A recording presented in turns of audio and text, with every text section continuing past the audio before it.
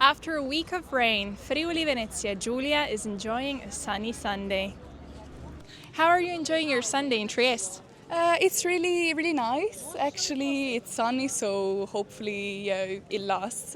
And yeah, we were just having a walk around, and we are really enjoying ourselves. We are doing some shopping in vintage shops, and yeah, that's it. The sun is shining.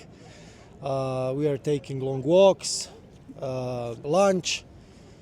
We ate pizza. in San Michele. Pizza It da was Michele. very nice. We arrived 2 hours ago and walk here down the Aisel.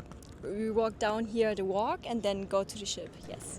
We just had lunch in a nice restaurant here in Trieste, and now we're just taking a walk and having like a refresh after a big lunch. Take a little coffee, little walk, spritz.